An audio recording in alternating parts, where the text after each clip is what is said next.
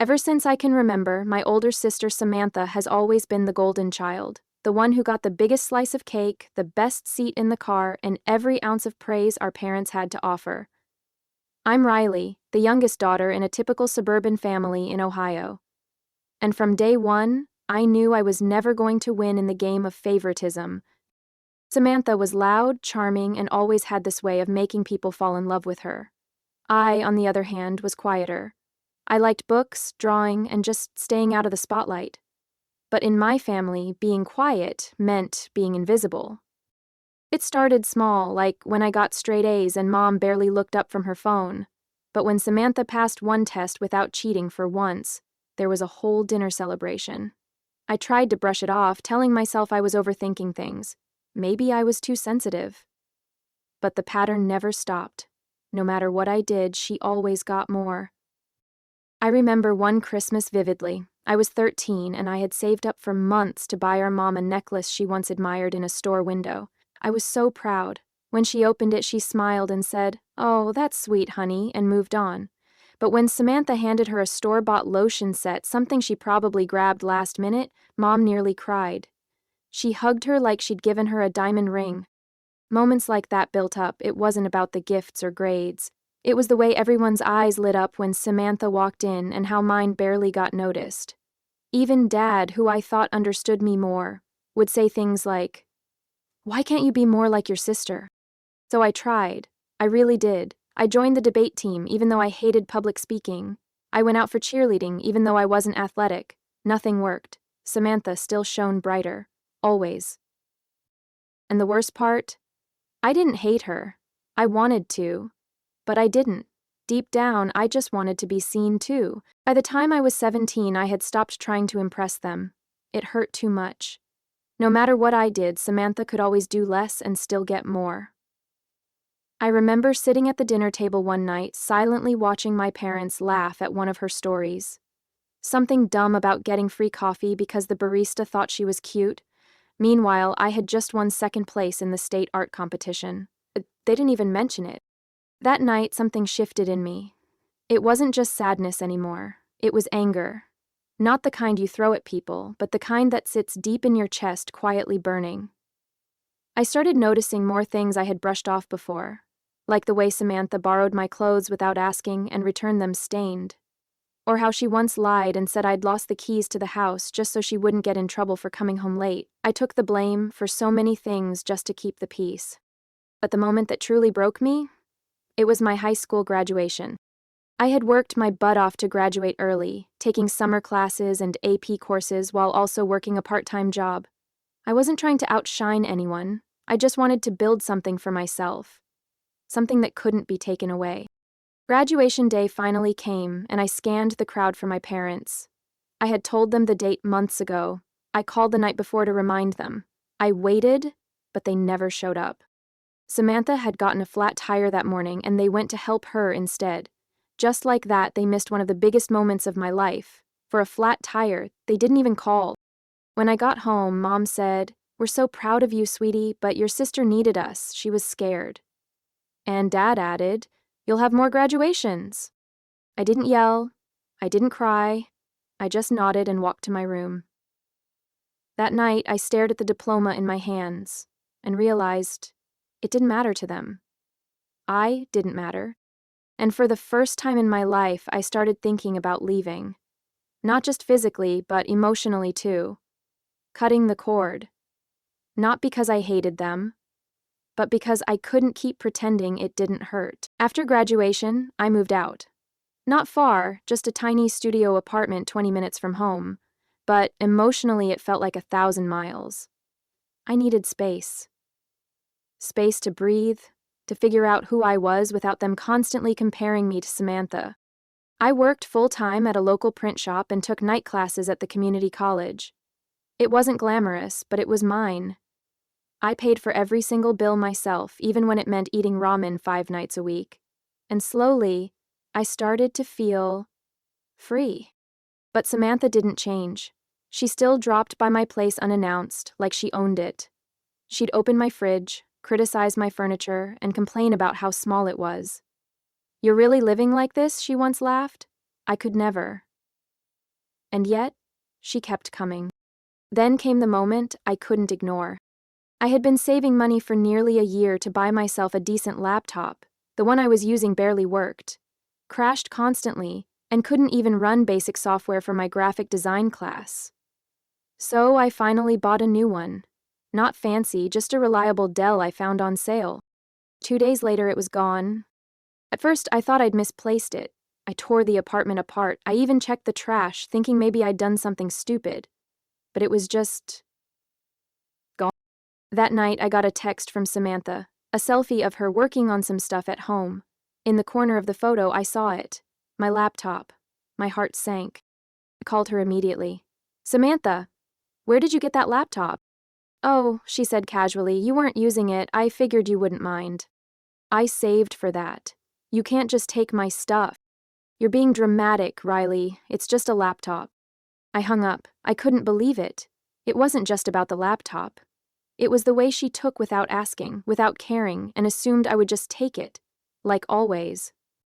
I told my parents. I thought maybe for once they'd understand. Maybe they'd say it was wrong. But Mom just sighed. "You girls need to stop fighting. She probably needed it more." Needed it more? I was scraping by.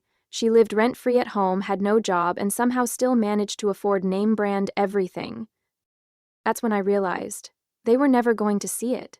No matter what she did, stealing, lying, taking, she was always going to be the one they defended. And me? I was just the other daughter. After the laptop incident, something inside me clicked. I stopped calling home. I stopped answering texts that weren't urgent. I didn't show up for Sunday dinners anymore. And I didn't feel guilty about it. At first it was hard. There's a strange kind of silence when you distance yourself from people who've always been around, even if they never really saw you. But with time, that silence started to feel like peace. I threw myself into school and work. I got a freelance job designing logos for small businesses, which helped me afford better meals and a slightly nicer chair for my desk. Slowly, my little apartment started to feel like home. It wasn't much, but it was mine, and nobody could just take it away. One evening, I got an unexpected email from my professor. She had submitted my portfolio for a scholarship without telling me, and I won. It wasn't just money. It was validation, proof that someone out there thought I was good enough. I cried that night. Not because I was sad, but because I finally felt seen. I wanted to share the news with someone. I almost called my mom. Old habits die hard. But then I remembered the look on her face when she excused Samantha stealing from me like it was nothing. I put the phone down. That same week, Samantha called. I didn't answer. Then she texted, "Hey, I heard about your scholarship. Congrats. Want to grab coffee?" I stared at the message. Part of me still craved her approval, her attention. But another part, the growing, stronger part, knew better. Instead, I went out for coffee with Lena, a classmate who'd become a real friend. I told her everything, the favoritism, the lies, the laptop. She didn't interrupt or downplay it, she just listened. At the end, she looked me in the eye and said, "You deserve better, Riley." That moment meant more to me than any words I'd ever heard from my family. The more time I spent outside their orbit, the more I realized how toxic it had all been. How much energy I'd wasted trying to be seen by people who refused to look. And now, I had a choice. Keep chasing their love, or start choosing myself. For the first time in my life, I chose me. I hadn't been home in over a year when I got the call.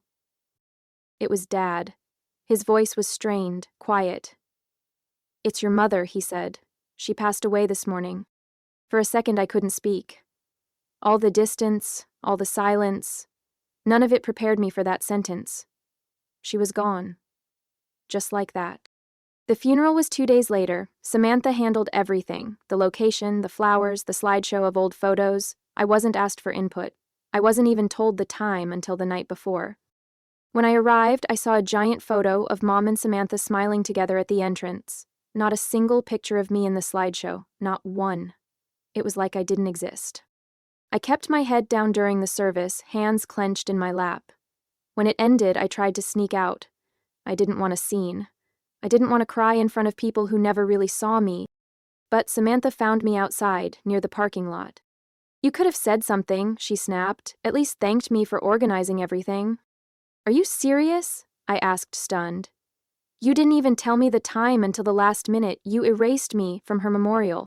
"She was closer to me," she said flatly. "You left?" I stayed. I stared at her, heart pounding. "I left because no one ever chose me. Not her, not you, no one." She scoffed. "Stop playing victim, Riley. It's exhausting." Before I could respond, Dad walked over. "Girls," he said, "can we just have one day without fighting?" I turned to him, eyes stinging. "She cut me out of the slideshow, Dad. I was her daughter too." He sighed, as if I were the one causing trouble. "She meant well. Don't make this harder than it already is." That was it. The final confirmation, even in grief, even in loss. I was still invisible. I left that day with a new kind of clarity. Not the bitter kind, but the kind that burns away illusions. I knew where I stood. I wasn't part of the story they told themselves about our family. I never had been. Later that week, the lawyer contacted us. Mom had left behind a small inheritance. Nothing huge, just enough to divide between the two of us. But when I got to the office, I was told everything had been left to Samantha. I sat in the lawyer's office, frozen. The words echoed in my head. Everything was left to Samantha. I didn't cry. I didn't yell. I just nodded and walked out, numb. My mother had erased me, even in death. That kind of pain doesn't scream. It sinks in deep, like a stone in your chest. But as I drove home, something shifted. I wasn't going to let it end like this. I started by asking questions.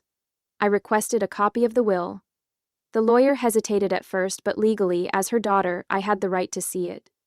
What I found broke my heart even more. Mom had updated the will 6 months before she passed. And it wasn't just the money or the belongings. She'd written a note.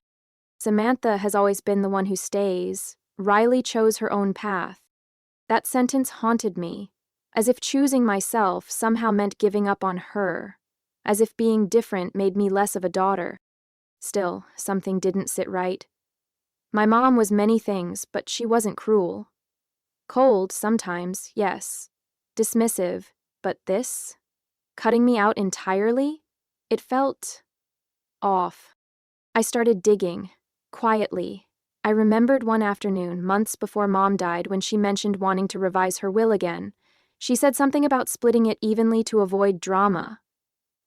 I couldn't let that go. I went through old emails, messages, even talked to my mom's close friend Denise. And Denise, bless her heart, didn't hesitate. She told me she wanted to make things right between you two, she said. She wasn't going to leave you out. That was the confirmation I needed. I went back to the lawyer and requested a formal review. It turns out the latest version of the will had only one witness signature. Legally, it could be challenged. And so I did. I filed a formal dispute. Not because I wanted the money, but because I refused to be erased. The legal process was slow and brutal. Samantha fought back, accusing me of being greedy, ungrateful, and distant. I didn't argue. I let the documents speak. Emails, texts, statements from people who knew my mom wanted it split fairly. Weeks passed, then one morning I got the call. The court ruled that the will was invalid. Because of the missing second witness, it couldn't be enforced. The estate would be divided evenly between both daughters. I sat in silence after hanging up, tears streaming down my face. Not because I'd won, but because, for once, I hadn't been silenced. After the court decision, Samantha stopped speaking to me completely. No texts, no calls, nothing. At first I thought I'd feel victorious. I had stood up for myself. I had finally been heard. But what I felt wasn't triumph. It was grief. Not just for the sister I'd never truly had, but for all the years I'd wasted hoping she'd become someone she never intended to be. Word about the will dispute spread through the family. A few cousins reached out, saying they'd always known something wasn't right with how Mom treated me, but no one ever said anything back then. That hurt more than I expected. Still, I stayed quiet. I wasn't out for revenge, I just wanted peace. But peace has a funny way of surfacing when you stop chasing it. A few months later, I bumped into an old family friend at the grocery store, Mrs. Tinsley. She had known Mom since high school. We chatted politely until she leaned in and said, "You know, your mom talked about you a lot. She was proud. She just didn't know how to show it." That stuck with me. I didn't know if it was true or just something people said after someone dies, but I held on to it anyway. Meanwhile, Samantha's world started to crack. Without Mom's protection, her habits caught up to her. She had moved out of the family home and was living beyond her means, renting a luxury apartment, driving a leased car, and bouncing between jobs. Then came the call I never expected. It was from her. After nearly a year of silence. "Hey," she said, voice small.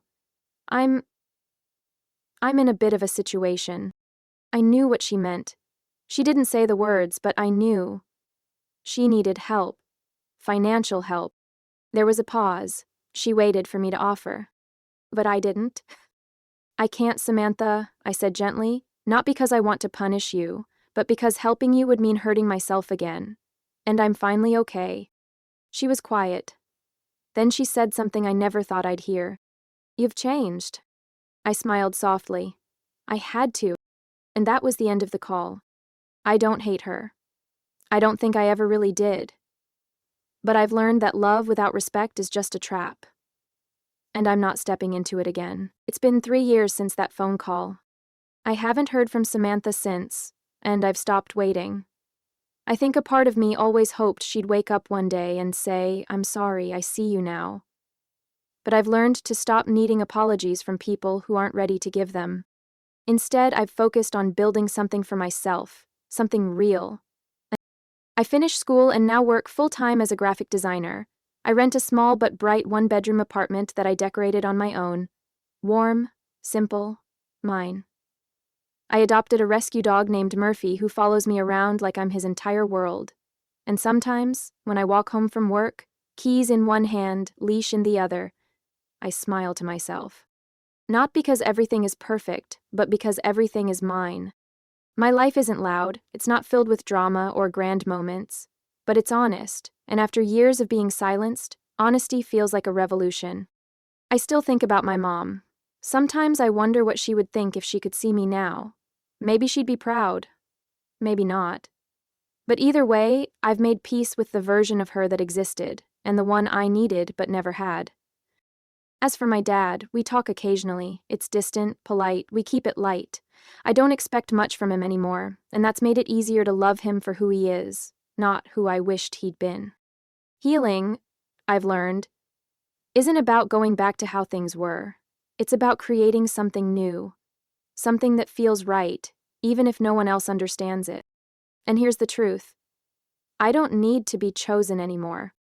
Not by Samantha. Not by my parents. Not by anyone. Because I choose me. Every day I wake up and choose peace over chaos, honesty over silence, and love, real love over empty approval.